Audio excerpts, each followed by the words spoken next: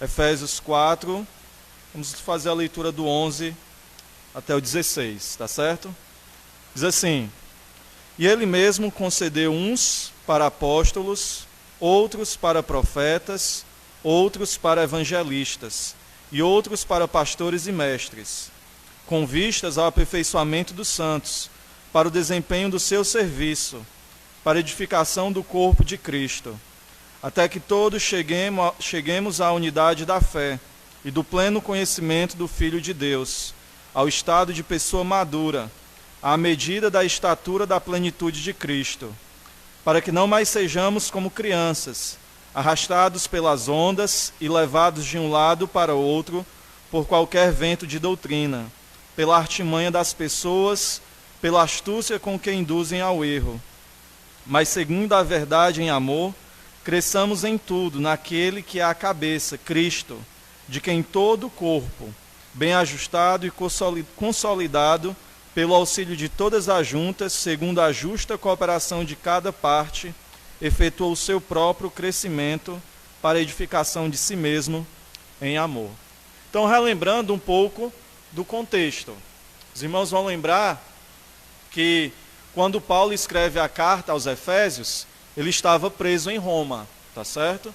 E a cidade de Éfeso, a igreja da cidade de Éfeso, foi uma igreja em que Paulo esteve durante bastante tempo, ensinando, ministrando, discipulando, doutrinando aqueles irmãos, tá certo?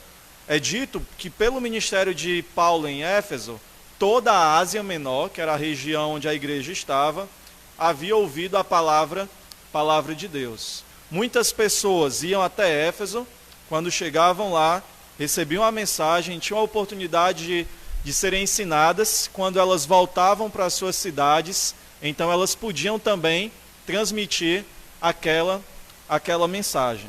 Essa mensagem que Paulo ensinava e pregava é descrita nos capítulos 1, 2 e 3. Então, nós já estamos caminhando na segunda metade do livro de Efésios, desta carta de Paulo àqueles irmãos, e nós temos percebido até aqui que nesses 3 primeiros capítulos, Paulo tem dado bastante ênfase à doutrina, tá certo? Paulo tem desenvolvido, tem levado as considerações mais profundas a respeito do Evangelho. Então, dentro de tudo aquilo que nós já estudamos, nós podemos ver em algumas oportunidades, por exemplo, como esse Deus Trino, Deus Pai, Filho e Espírito, age na salvação das pessoas. Em que momento essa salvação acontece? Como ela acontece?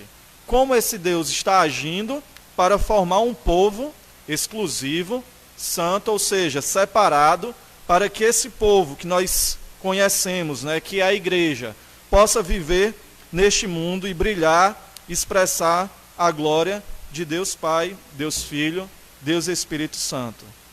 Então, até aqui nós temos visto como Deus tem demonstrado em sua obra a sua sabedoria e o seu poder.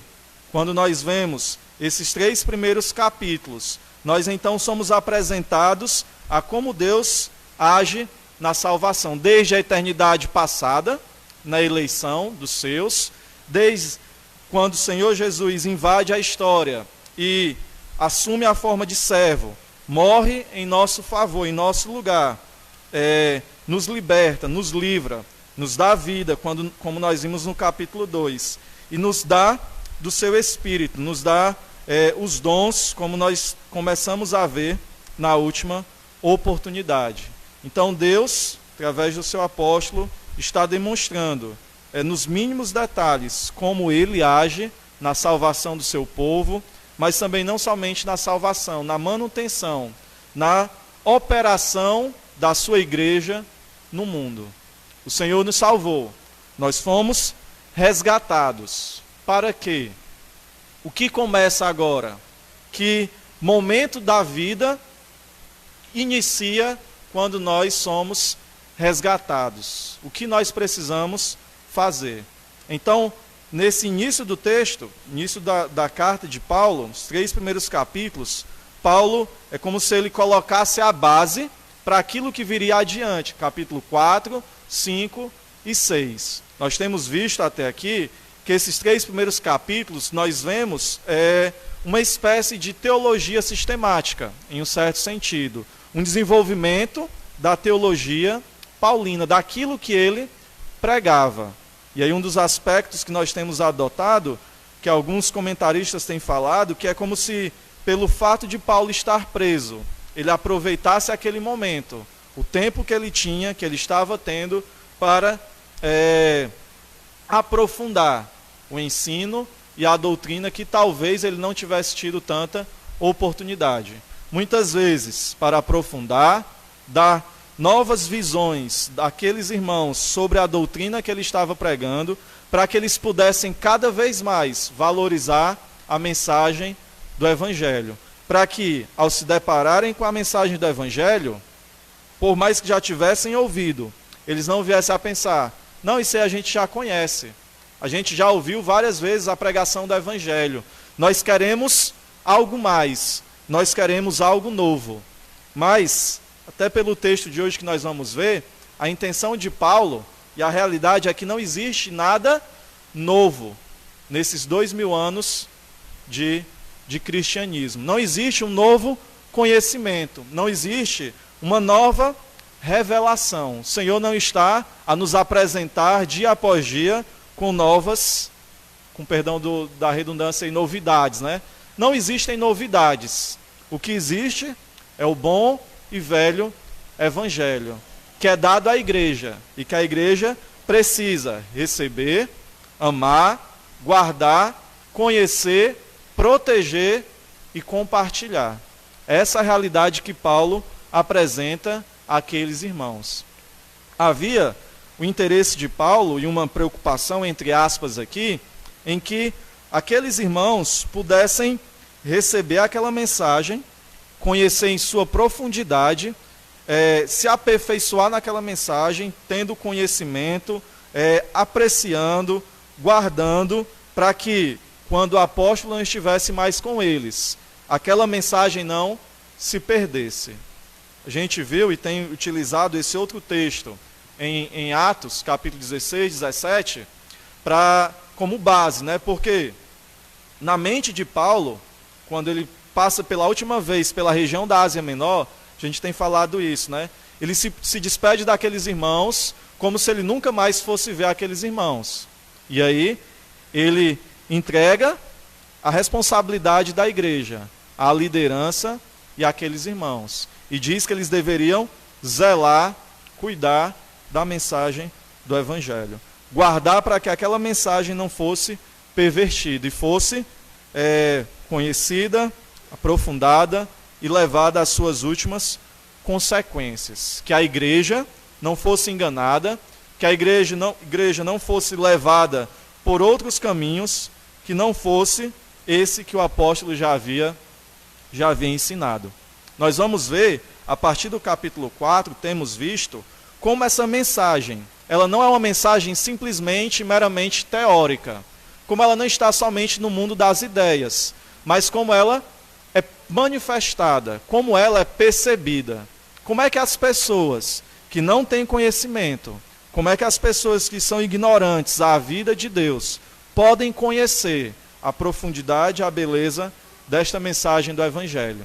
E aí Paulo vai dizer que é através da igreja que a mensagem é expandida, é levada aos povos, que a mensagem é conhecida, Deus é louvado, adorado, glorificado e a sua sabedoria é reconhecida. Então a igreja, mesmo preso, a gente tem visto isso. Paulo diz que nós temos recebido um tesouro preciosíssimo e um poder mais poderoso, mais forte, mais capaz de fazer coisas inimagináveis acima e além da compreensão do que o próprio Império Romano. Paulo estava preso, incapacidade de realizar muitas coisas, mas ele não olha para a sua condição como alguém incapaz. Ele sabe a quem serve. Ele sabe de que lado da batalha ele está. E de antemão, desde o início, ele já sabe que esse lado é o lado vitorioso. Ele já tinha escrito e sabia que em Cristo nós somos mais que vencedores. Em Cristo nós já vencemos, já fomos até mesmo glorificados, embora no presente ainda estejamos aqui, mas olhando pela ótica divina, por meio da sua palavra, nós sabemos que a batalha já foi vencida. Nós sabemos que estamos do lado vencedor. Nós sabemos que estamos numa batalha, mas que nesta batalha, a força que é contrária à igreja não é superior ao Deus ao qual nós servimos e a quem nós pertencemos. Paulo queria que aqueles irmãos tivessem esse conhecimento, que eles não olhassem simplesmente para si. Se Paulo fosse olhar para ele, será que existia alguma glória? Como a gente tem visto, já idoso, idade avançada, pobre, não tinha às vezes uma capa, precisava do auxílio de pessoas que o haviam abandonado muitas vezes, perseguido e prestes a ser martirizado. Que esperança pode haver? Que glória pode haver para alguém nesta condição? É preciso olhar com a visão além da visão humana. É preciso enxergar as coisas com uma ótica diferente. Se Paulo fosse olhar e ver a realidade através de uma ótica humana, simplesmente com aquilo que se apresentava diante dele, com certeza ele estaria em depressão, estaria desanimado, sem esperança, e colocando tudo como se tivesse sido em vão. Mas Paulo sabe uma coisa, que aquela obra, e isso vai ficar evidenciado, e já começou a ficar evidenciado principalmente nesse trecho, do 7 ao 16. Aquela obra não é uma obra paulina, não é algo que começou nele, e não é algo que termina nele. É algo que ele recebeu, que ele cuidou em cumprir, em correr a carreira da melhor forma possível, e cuidou também de passar isso adiante, de preparar discípulos para que eles dessem continuidade. E colocou a responsabilidade também na mão daquelas pessoas que o sucederam, para que elas pudessem guardar, preservar, ensinar de acordo com a palavra divina. A mensagem do Evangelho é aquilo que nós temos de mais precioso e também de mais poderoso. É aquilo que é capaz de vencer batalhas. E é aquilo que nós temos, a Igreja de Deus, de mais precioso. Esta obra, Paulo vai enfatizar, é uma obra que não depende da igreja. Pode até parecer um contrassenso aqui, uma incoerência. Como assim? Quer dizer que aquilo que nós temos que realizar, a obra que nós, como igreja, precisamos fazer, é algo que não depende da gente? Os irmãos podem ver uma certa incoerência aí nas falas, não é? Não é uma incoerência, não chega a ser uma incoerência. Embora nós tenhamos responsabilidade como igreja, embora, em um certo sentido, nós realizamos e fazemos coisas, nós servimos, somos nós que estamos batalhando esta batalha, somos nós que estamos vivendo nesse mundo, somos nós que somos responsáveis por fazer o reino, em um certo sentido, avançar, em um outro sentido, no sentido maior, essa obra é independente de nós. E ela não seria realizada se não fosse a ação do Deus Trino, divino, através de nós. Nós temos visto também que ela é uma obra completa, que ela começou com Deus na eternidade passada, Ele escolhendo cada um dos irmãos, cada um daqueles que viriam a crer. Paulo até diz, isso muitas vezes excede a nossa compreensão. Como é que nós podemos, sendo tão pequenos, né, tão limitados, não somos tão importantes, nós não viemos de família nobre, não somos milionários dos grandes e mais importantes desta cidade, nem sequer deste bairro. mas o Senhor se agradou de escolher cada um de nós. Isso é surpreendente, isso é maravilhoso, isso foge muitas vezes à nossa compreensão. Mas quando a Bíblia fala, ela fala desta forma. Quando nós nos relacionamos com esse Deus, nós devemos ter essa compreensão, que Ele nos escolheu individualmente pelo nome. Não somente nos escolheu, mas enviou o seu próprio Filho para derramar cada gota do seu sangue individualmente por cada um daqueles que o Pai havia escolhido. E não somente isso, Ele envia o seu Espírito Santo individualmente a cada um. Veja isso no versículo 7. A graça foi concedida a quem? Versículo 7 aí do capítulo 4. A quem a graça foi concedida? A quem? A cada um de nós. Cada um de nós, individualmente. Deus concedeu. Deus intervém. Deus considera e entrega. E entrega o dom de Cristo. Entrega o seu próprio Espírito. E coloca em você que tem crido, em você que foi escolhido, a responsabilidade. Mas ele não é alguém que diz assim, tá aqui, agora é a sua vez, vá lá e resolva. É o seu turno, né? É sua responsabilidade. Não. Ele entrega do seu poder, de si mesmo, do seu Espírito, para que nós não estejamos sozinhos. Com certeza, os irmãos já pensaram em desistir em algum momento da sua vida, de diversas coisas. Desistir de um emprego, desistir da igreja, desistir da fé cristã, desistir da própria vida, talvez muitas vezes. Mas por que nós não desistimos? Por que nós não jogamos tudo para o alto e vamos aproveitar a vida? Por que nós não morremos ainda? Sabe por quê? Porque o poder não vem de nós. Porque a obra não depende das nossas forças.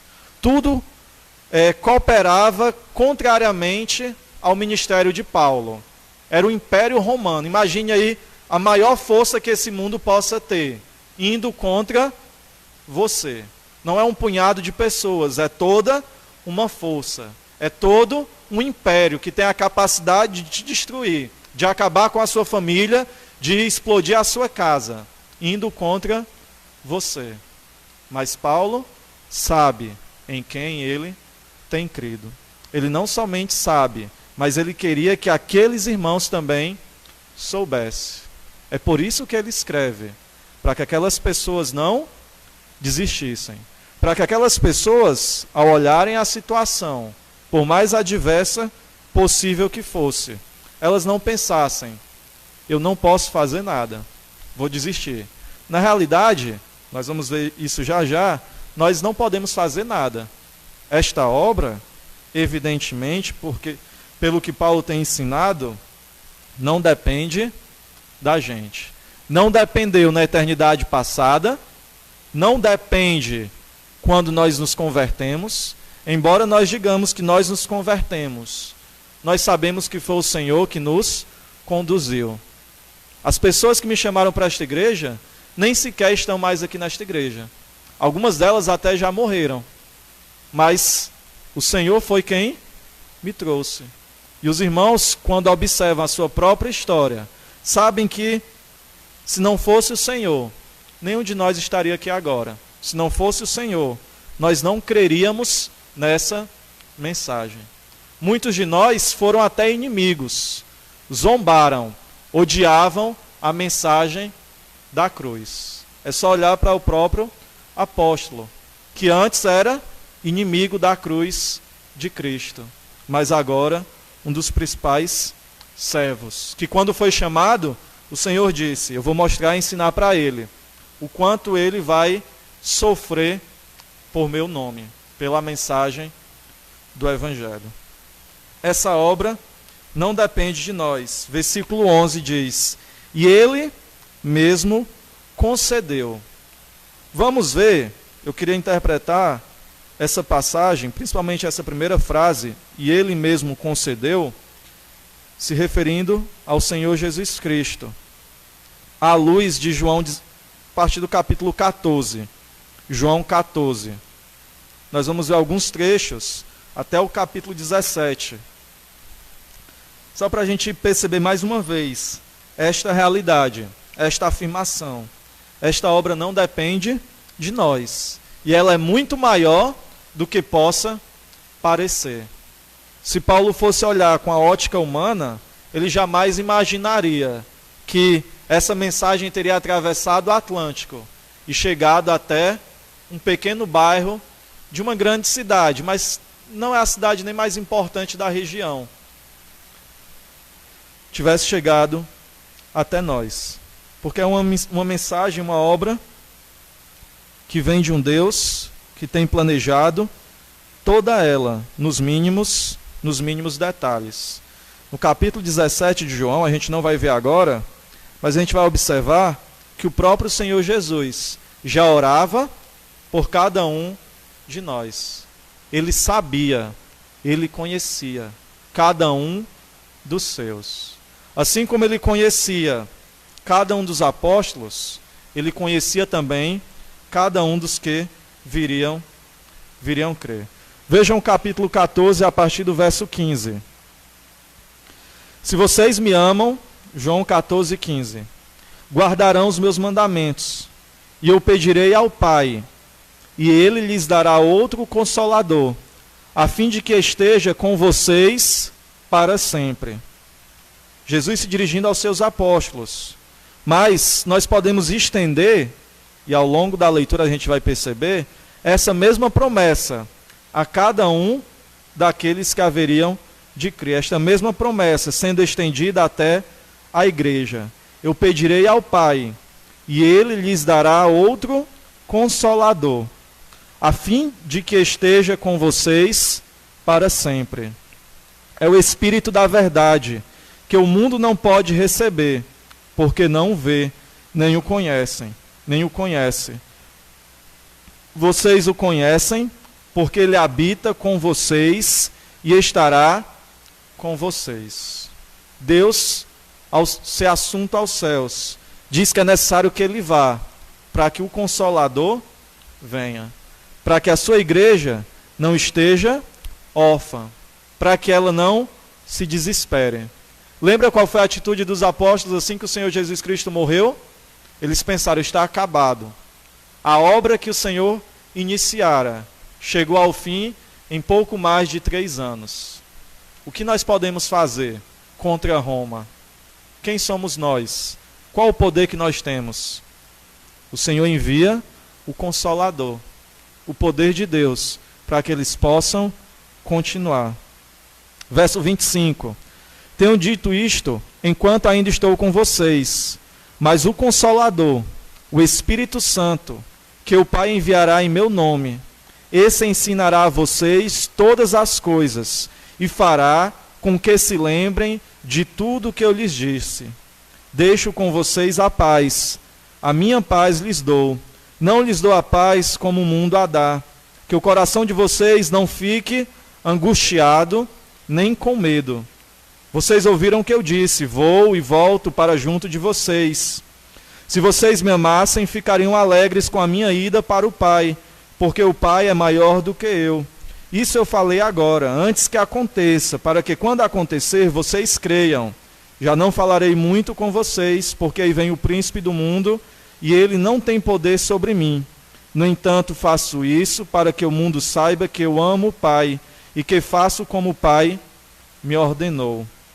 O Consolador, o Espírito Santo que o Pai envia em meu nome, esse ensinará a vocês todas as coisas. Em outro momento, o próprio Senhor disse que eles ainda não estavam aptos a compreender todas as coisas. Haveria coisas ainda a serem ministradas, haveriam coisas a serem ainda profetizadas, ensinadas.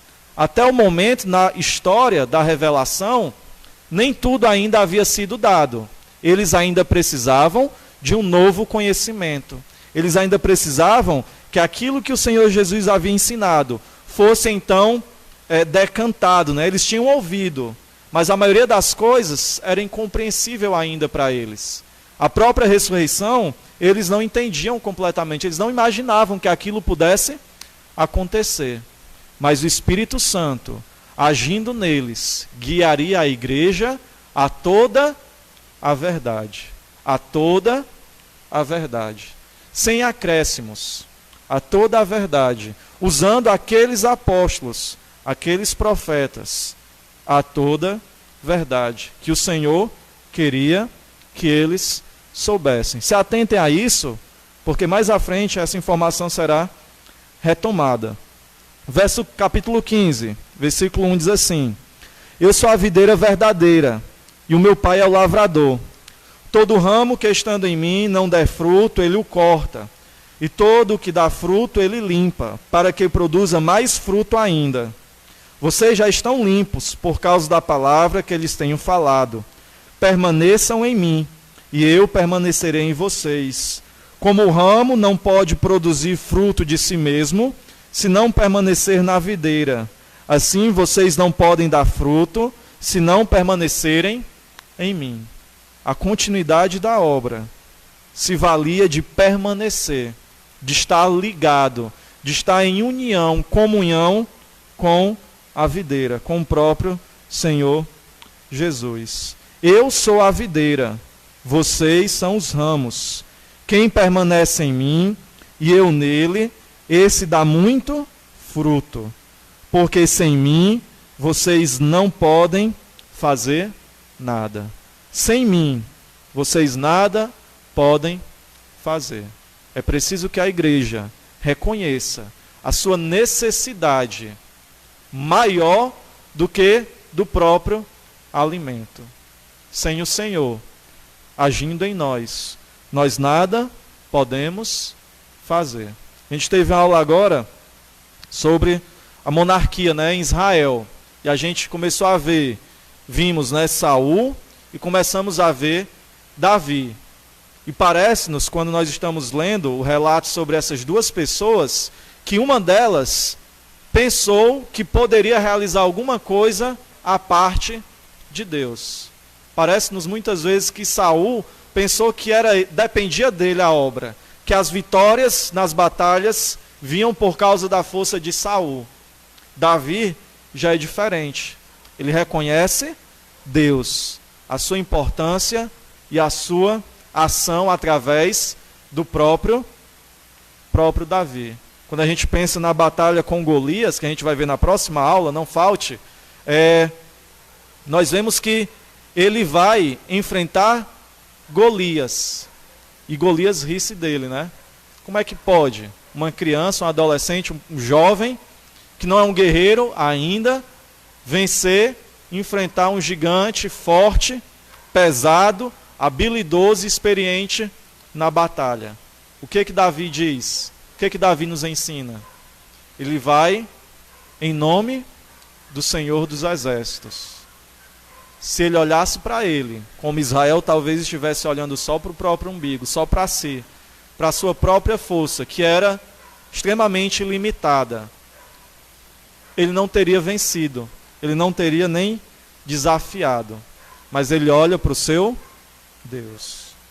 O Senhor Jesus aqui está ensinando aquelas pessoas, aqueles discípulos, que enfrentariam grandes batalhas, aflições que talvez nós nem imaginemos, de dor tão profunda que todos eles viriam a enfrentar.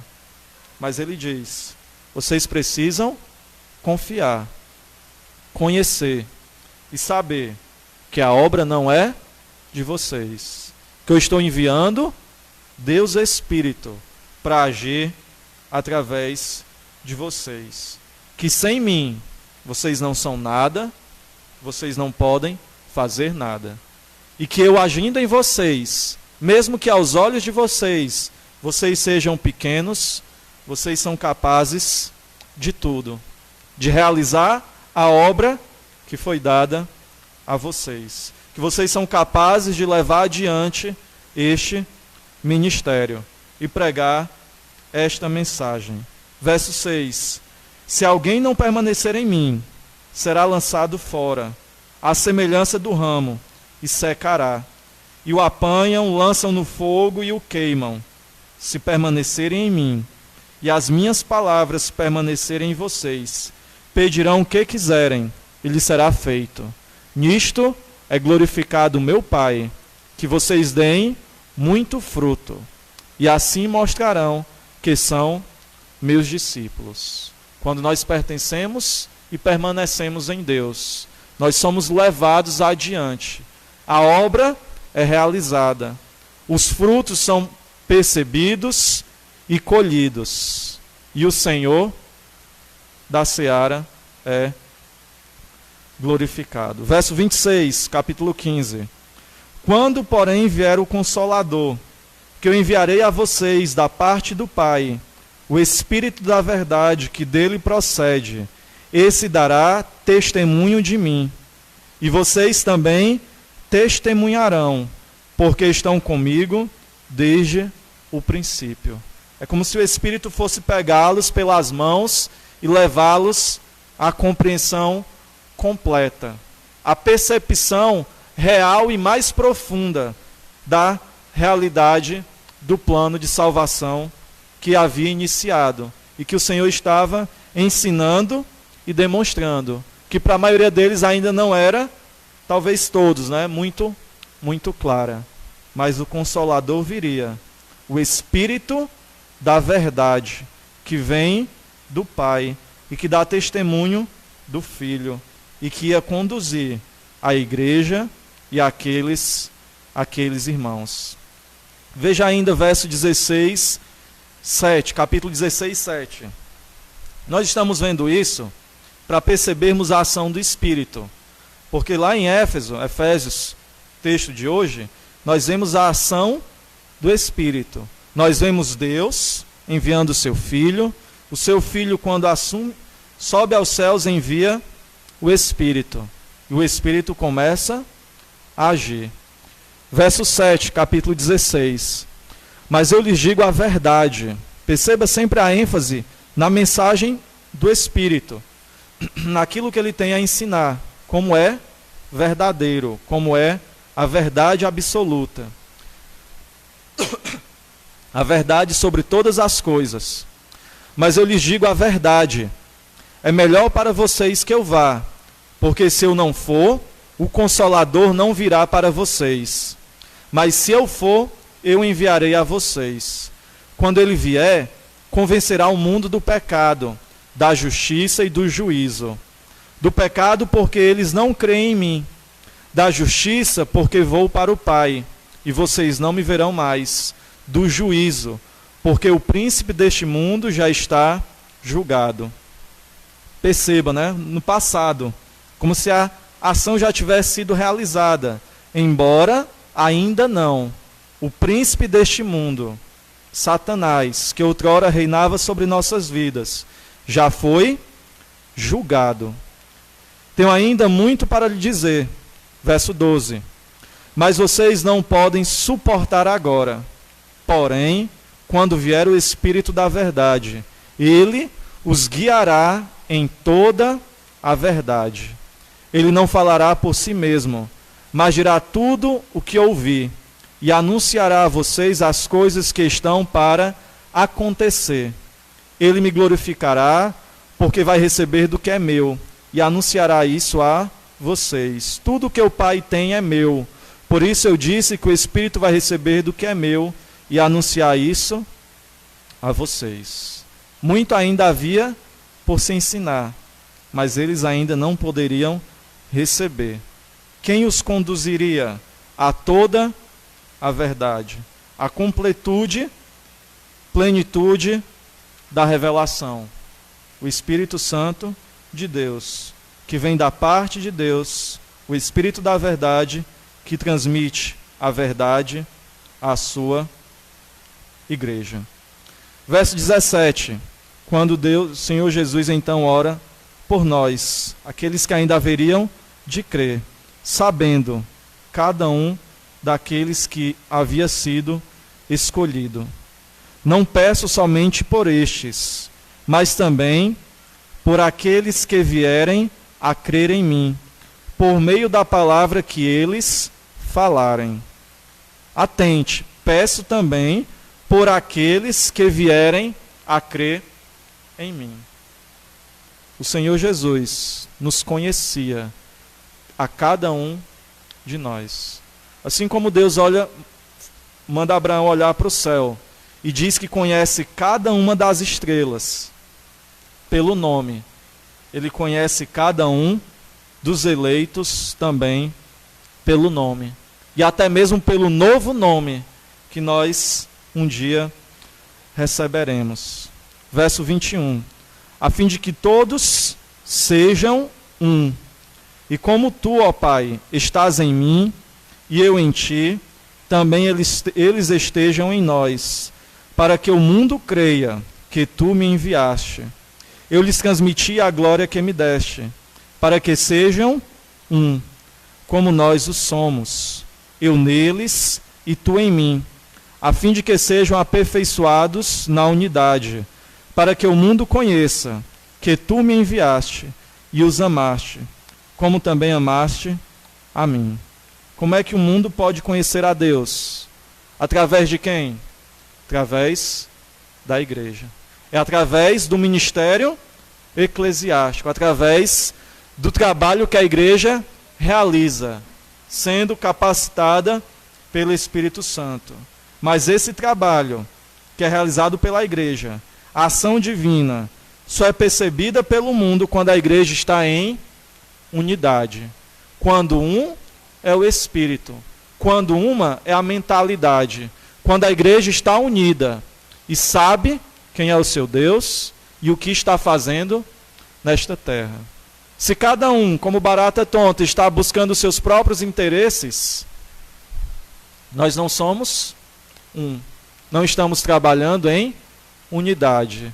Se não buscamos o interesse único de Deus, primeiramente, principalmente, e muitas vezes unicamente, nós estamos deixando de dar testemunho. Nós somos chamados, e a gente volta para Efésios, para que o Espírito Santo nos é dado. Para quê? É para a gente se achar? É para fazermos a nossa própria vontade? É para buscarmos nossos próprios interesses? Porque somos igreja. O que significa ser igreja? O que significa ter o Espírito Santo agindo, habitando em nós? E o que significa ser capacitado? No versículo 7, novamente, nós vimos a graça foi concedida a cada um. Assim como a graça havia sido concedida aos apóstolos, de não somente crer, mas de também sofrer. Lembra-se, na história da igreja, quando eles começaram a sofrer, eles ficavam felizes, porque eles conheciam o seu rei, o seu Senhor. E eles ficavam felizes porque tinham a oportunidade de sofrerem em nome do seu amado. Nós também temos recebido a graça de crer, mas também a graça de servir, de trabalhar, de sofrer por amor do Senhor. De sofrer por quê? Porque o serviço, na maioria e muitas vezes, inclui sofrimento. Inclui se envolver, inclui envolvimento. Semana passada, não, ontem, nós estivemos na Taquara com alguns irmãos, e durante o tempo que nós estivemos ali, de aula, de estudo, o professor, o irmão Alain, ele falava sobre isso, que ser igreja envolve envolvimento, está sendo redundante aí. É preciso que cada um entenda, como nós cantamos muitas vezes, que nós fazemos parte um do outro, que nós somos um corpo. Nós vamos ver isso ainda adiante, que trabalha unido, que serve unido, que quando um chora, todo o corpo padece, que quando um sofre, todo o corpo sofre, quando um serve, todos devem estar servindo e trabalhando. Aos crentes foi concedido a graça de crer, mas também a graça de ser, de servir, de sermos servos. E além, nós ainda fomos capacitados. A obra, mais uma vez, não depende de nós. Não depende do que prega, não depende do que ensina, não depende do que ouve, do que evangeliza, do que dirige, do que organiza, do que administra. Não depende de nós. Mas o Senhor nos considera e nos escolhe e nos separa para o serviço. E quem é que é chamado ao serviço? Voltando para o capítulo 7. Quem é que é chamado ao serviço, irmãos? O que o versículo 7 diz? Quem? Cada um de nós. Cada um de nós tem recebido alguma coisa, alguma capacidade, algum que a Bíblia chama de dom. Cada um de nós tem recebido de Deus algum dom. Continuando no versículo 11. Jesus, através do seu Espírito, concede o quê? Quem? Uns para apóstolos, outros para profetas. Preciso falar um pouco sobre esses dois dons. E aqui a lista não é exaustiva, né?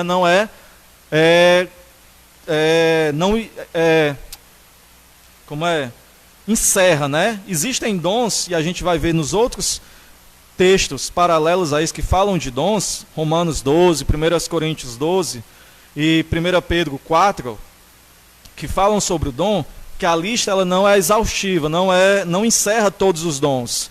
Parece-nos que existem dons que não são falados nesses 4 textos. Nós vamos falar um pouco sobre isso, mas falando um pouco ainda sobre o dom de apóstolos, né? Nós entendemos que eram aqueles 12, Matias substituindo Judas e Paulo entrando depois, aqueles 13.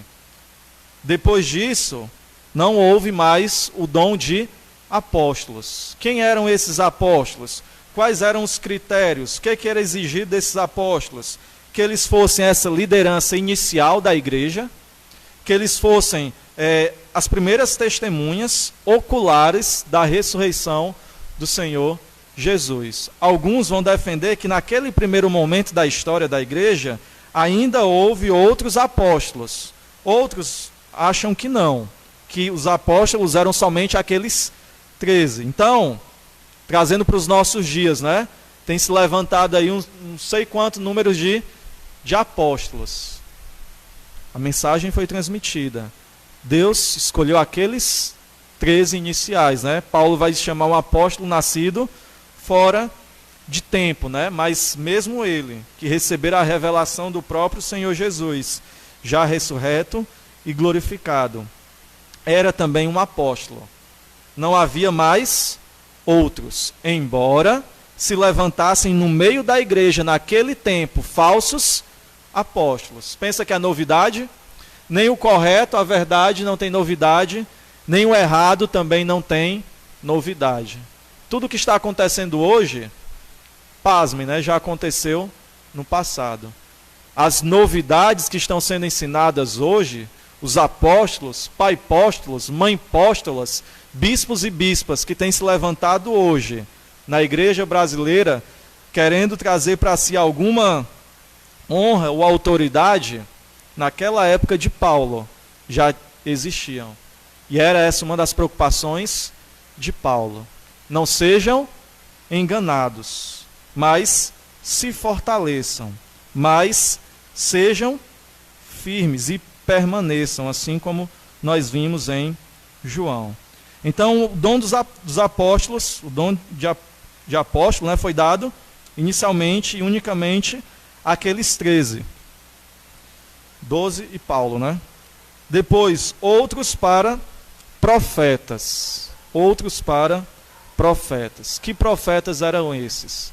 Nós pensamos, normalmente, na figura de um profeta como aquele que anuncia o futuro.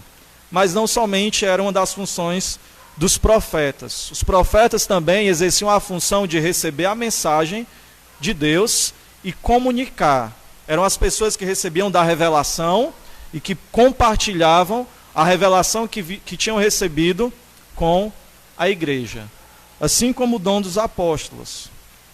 O dom de profecia, nesse sentido, também foi encerrado.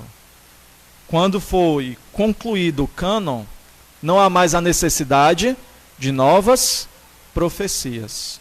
Porque se assim fosse, a Bíblia ainda estaria sendo escrita.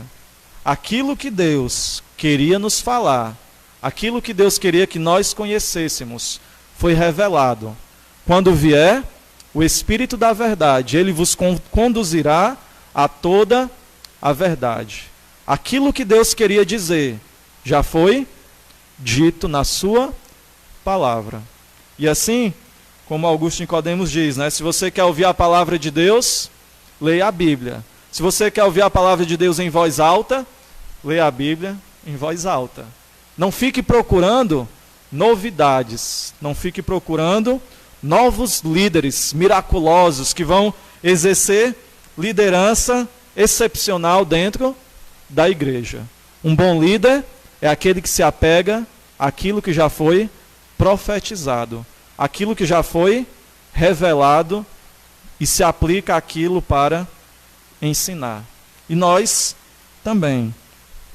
Então, considerando esses dois dons, e a liderança dentro da igreja, então, já que os apóstolos foram esses desbravadores, esses primeiros que tomaram as rédeas da obra e caminharam e foram adiante, fazendo a mensagem se espalhar à Europa, Ásia e África, fazendo com que essa mensagem futuramente chegasse até as Américas e ao mais distante do mundo.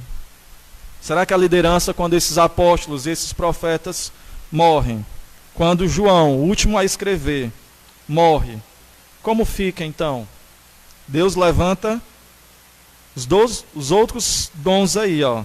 A outros, ele concede o dom de evangelistas. Os apóstolos não estavam mais em jogo, não estavam mais participando. E aí quem se levanta agora? Os evangelistas. Mesmo na época dos apóstolos, os evangelistas já haviam surgido. Em um certo sentido, todos nós devemos evangelizar sim.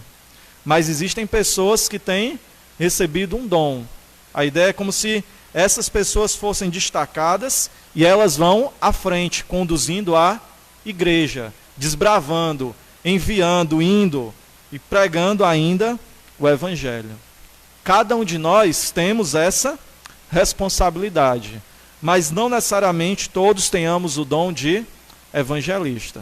Mas para enfatizar, é nossa responsabilidade a cada um continuar pregando e ensinando a mensagem do evangelho. E quem agora vai então ministrar as pessoas? Quem então vai falar a palavra de Deus? A igreja. Ele conduz, ele concede outros para pastores e mestres. É como se fossem espécies de substitutos. Evangelistas que substituem os apóstolos. E os pastores e mestres que substituem os profetas. Em um certo sentido, a pregação é uma espécie de profecia, onde se pega a palavra de Deus e é ensinada e transmitida às pessoas. Deus concede, através do seu Espírito, os dons à igreja. Não é pela nossa própria força, não é pela nossa própria capacidade. É o Espírito agindo, concedendo os dons a cada uma das pessoas. Para que a igreja possa, nós vamos ver a partir do versículo 12, para que a igreja possa continuar.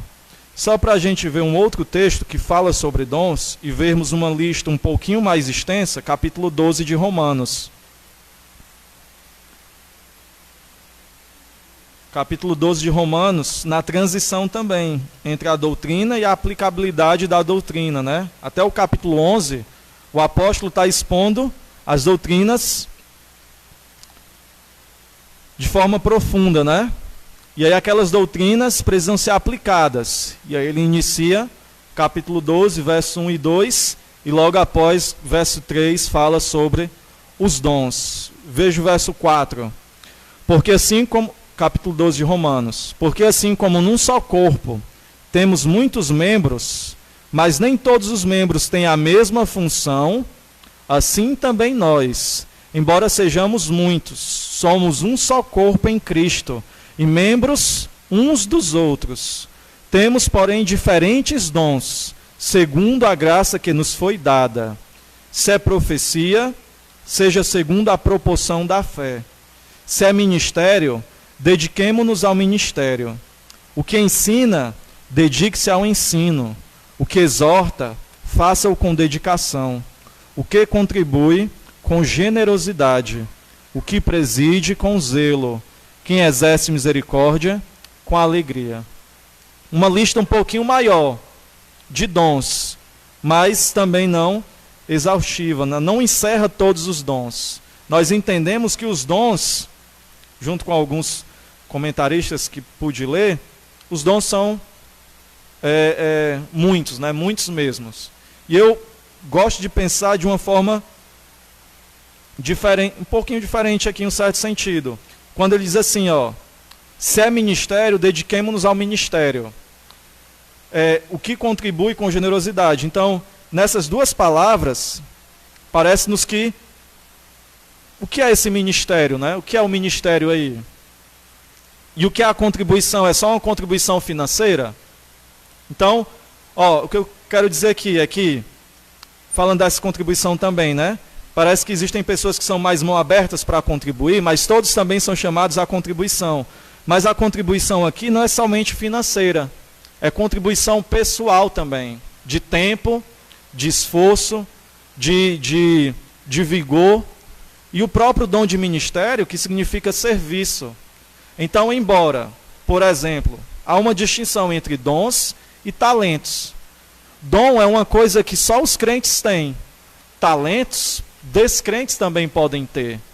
Mas talentos que crentes têm podem ser empregados no ministério e servirem como um dom. Pelo menos, pela leitura, eu tenho pensado dessa forma.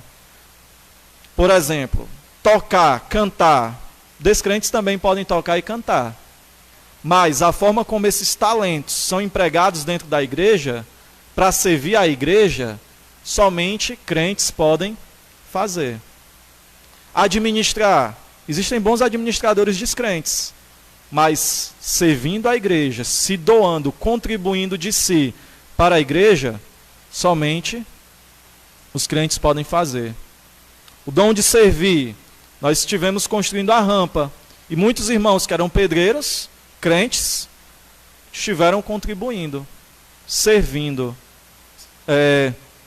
liderando, conduzindo, fazendo os cálculos, vendo o material, tudo isso. Então, mesmo que sejam talentos, quando são empregados em prol do reino, são tidos como dons, pelo menos vendo desta forma. E aí, qual é o meu dom? Sempre se pergunta, né? Não tenho dom nenhum. Primeira coisa, todo mundo tem um dom. Todo mundo dentro da igreja tem um dom.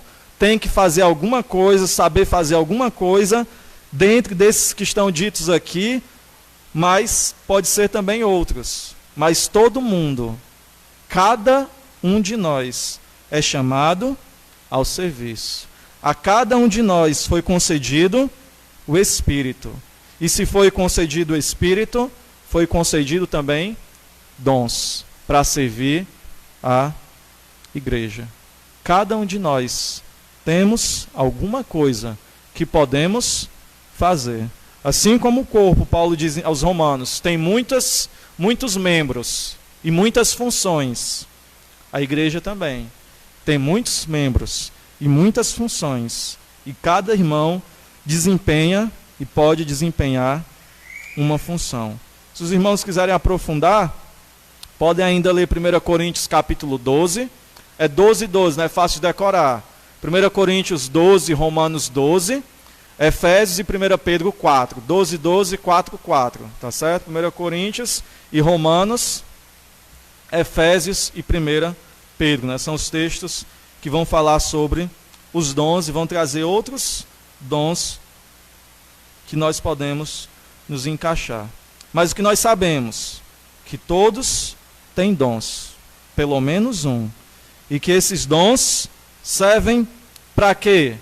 Para a nossa própria glória. Verso 12 a 16. A gente gastou bastante tempo aqui, mas nós vamos correr um pouco mais nos versos adiante. 12 a 16. Para que servem esses dons? Por que nós estamos na igreja? Para que nós servimos? Com vistas ao aperfeiçoamento dos santos. Nós, como igreja, os santos aí somos nós, os crentes, ainda estamos sendo aperfeiçoados, estamos sendo melhorados, cada dia, dia após dia, nos conformando cada vez mais à imagem do Senhor Jesus. E como é que isso acontece? É por meio da ação de cada um na vida do outro. É cada um agindo em prol do outro. É cada um trabalhando no aperfeiçoamento do outro irmão. Assim eu e você podemos e vamos crescer. A igreja é exatamente isso.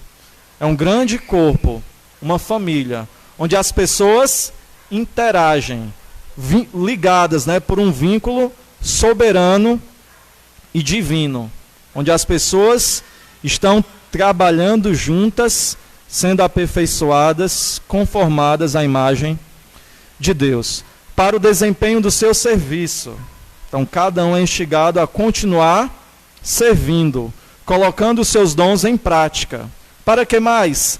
Para a edificação do corpo de Cristo, para que a igreja cresça, para que a igreja conheça o seu Deus único e verdadeiro, para que a igreja ame ao seu Deus único e verdadeiro cada vez mais, para que assim a igreja, cada irmão, seja constrangido a servir ao único Deus verdadeiro com seus dons. Engaje-se, conheça, se aprofunde, participe. Não fique só assistindo.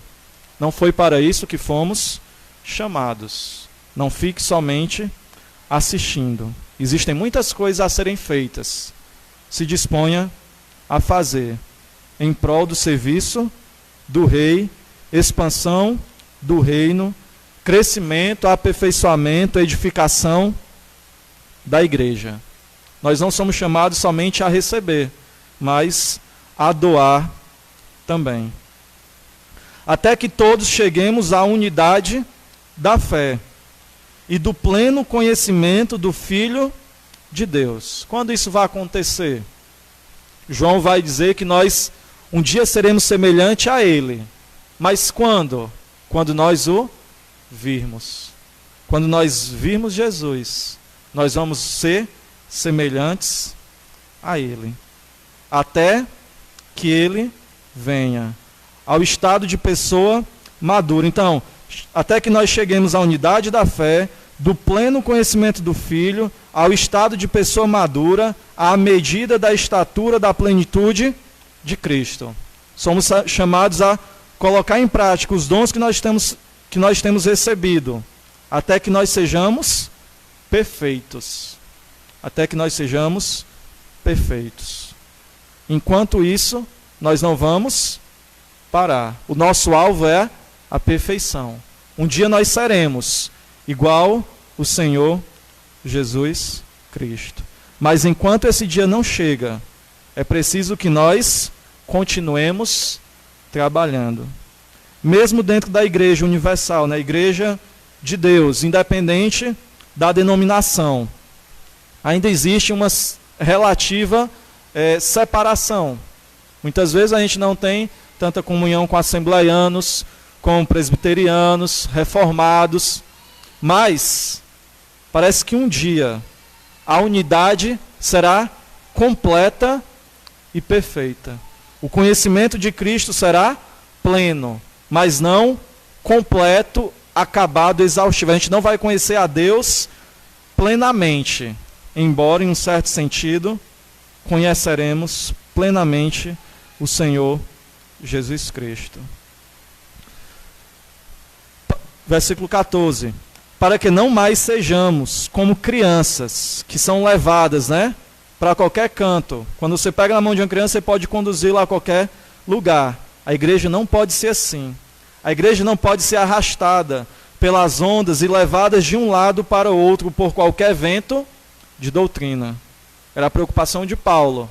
Deve ser a nossa preocupação também. Queria abrir 2 parênteses aqui. Existem hoje 2 denominações, principalmente, que talvez tenha até algum membro na sua família que seja ou que pertença, e que muitas vezes nós sejamos até simpáticos, mas que tem um ensino meio, chega bem sorrateiramente, é muito bonito a forma, o conteúdo às vezes é até parecido, mas existe uma grande diferença. Tem até canal de televisão, Uma delas, os adventistas, tem produzido muito conteúdo, principalmente musical, e até mesmo teológico. Tem viralizado nas mídias, nas redes sociais. Nós temos ouvido, temos consumido. Mas quando vocês param um pouquinho para ver o que aquelas pessoas ensinam, e eu já tive um colega de faculdade adventista, ele dizia simplesmente o seguinte: se você come carne de porco, você vai para o inferno. Eles não falam isso abertamente. Já ouviu um adventista falando isso na televisão? Muito difícil, Eles falam mais de guardar o sábado, as diferenças, Mas, por exemplo, os adventistas dizem e colocam uma profetisa, Ellen White, no mesmo nível da Bíblia. Eles dizem que as profecias de Ellen White estão em pé de igualdade com a Bíblia. Aquilo que Paulo já tinha dito: se alguém surgir pregando, dizendo que recebeu uma visão, não aceite, não receba. Nós escutamos muitos cantores adventistas, Os arrais, por aí vai. Mas, quando a gente para ver, a doutrina que eles estão ensinando é algo sutil, pernicioso e que não é verdadeiro. Vendo um vídeo recente sobre Ellen White, um dos pregadores lá, pastor, dizia que Ellen White recebeu uma visão. Durante 2 horas ela ficava em transe e ela ia escrevendo aquilo como um Chico Xavier da vida, e ela ficava num estado tal que ela nem respirava. Isso ensinando lá na televisão e tal, E a gente às vezes não percebe o quão sorrateiro esse ensino pode ser. O próprio, os adventistas, os Tiago é que sabe também, Os adventistas, e tem os santos, Os mormons, os mormons. Que a gente até, quando era criança, tem tios que nos levavam para lá, E aí a gente vê, é tudo muito organizadinho, as igrejas, tem quadra nas igrejas, nos locais de culto lá deles. Mas eles dizem simplesmente o seguinte: estão formando uma igreja, uma congregação deles ali embaixo, na Rua da Irmã Francisca. Eles dizem, de Joseph Smith, que é o profeta maior lá deles, para trás está tudo errado. Está tudo errado. É muita prepotência, arrogância, Paulo, eles não entenderam tudo.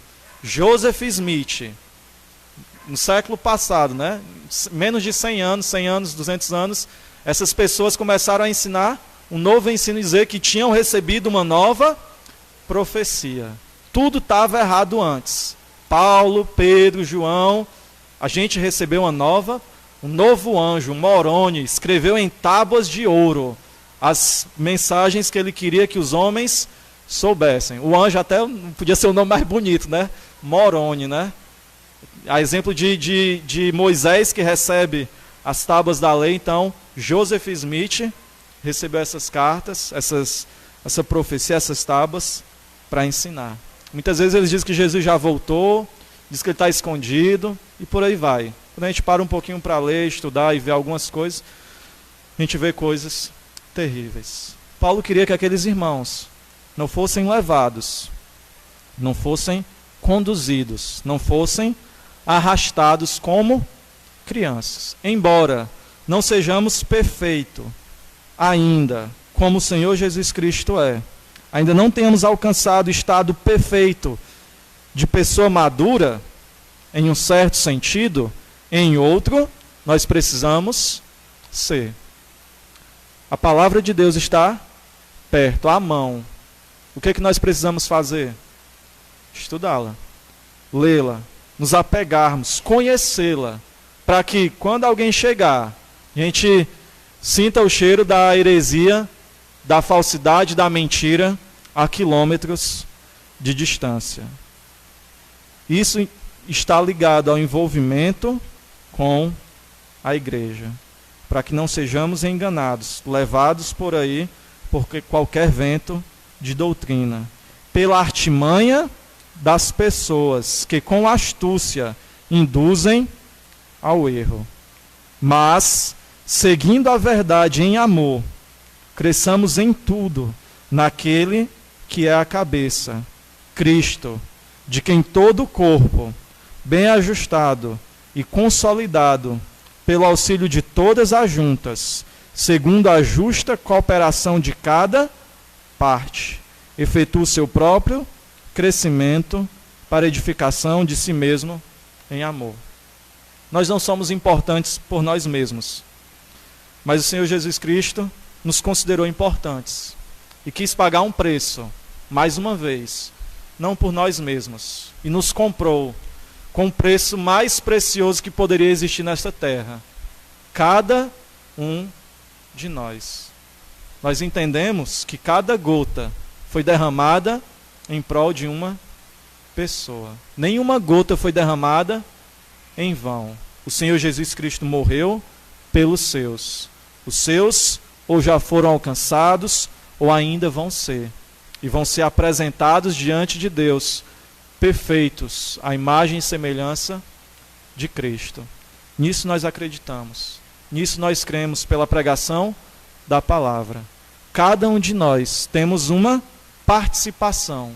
Precisamos estar ligados, unidos com Cristo, com Deus Pai, sendo movidos, guiados pelo Espírito, para em unidade, como um corpo, que proclama a glória de Deus, para que as pessoas fora da igreja possam ver a vida sendo transformada de cada um de nós. Ontem, uma mãe trouxe muitas crianças, aqui para o OANSE.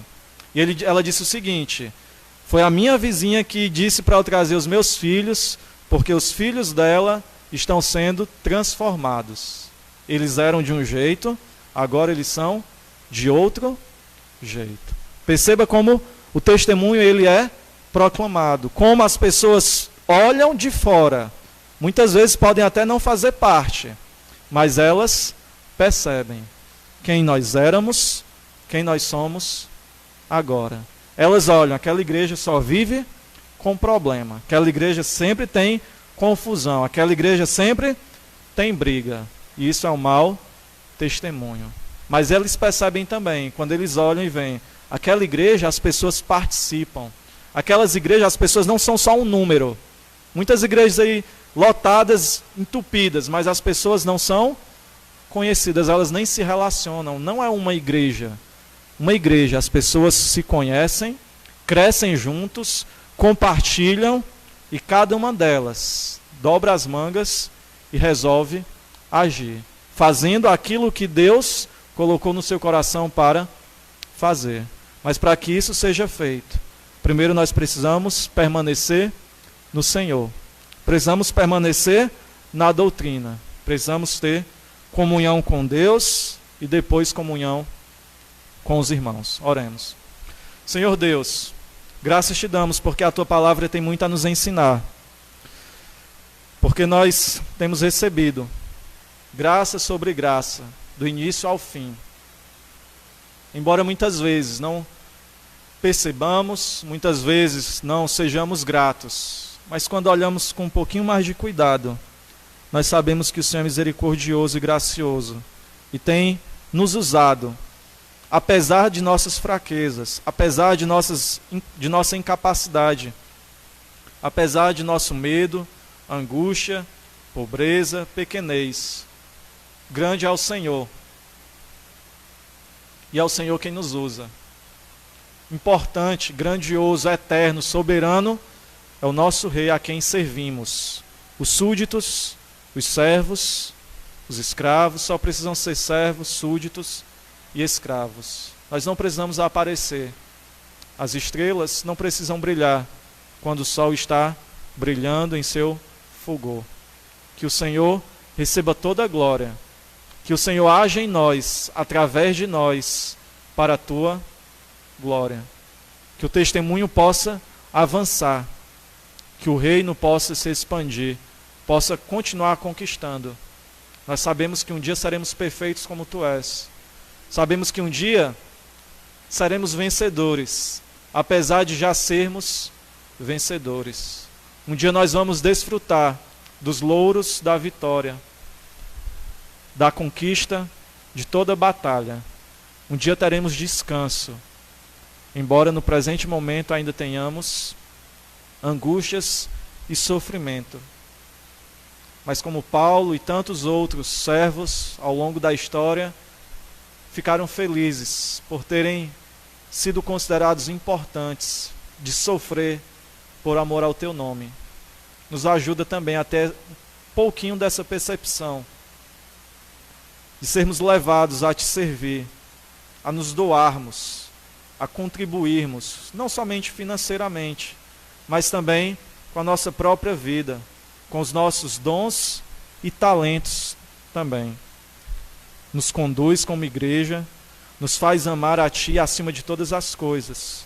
Apara as arestas, tira as imperfeições, perdoa os pecados e nos conduz de glória em glória, de vitória em vitória, contra o pecado, contra o mundo, contra o diabo. Que sejamos usados por Ti, que o Teu Espírito nos encha, ó Pai, que a Tua glória seja percebida através do Teu corpo, a Tua igreja. Que estejamos em unidade com a cabeça, que é Cristo. E assim estaremos em unidade com todos os membros do corpo. Conforta, fortalece, abençoa cada um de nós, Pai. Abençoa a família do irmão Franciné. Conforta os corações, protege. Nós oramos, Senhor, que o Senhor restaure a sua saúde. Mas, desde já, somos gratos também, Pai, pelo tempo que ele esteve em nosso meio e foi um exemplo. Que o Senhor esteja com ele na hora do sofrimento, na hora da dor, na hora da alegria e restauração também, Pai. Abençoa toda a sua casa, tem misericórdia. Seja com o irmão Milton, com os demais também que estão enfermos, Pai. Fortalece e restaura. Em nome de Cristo que nós oramos, amém, Pai.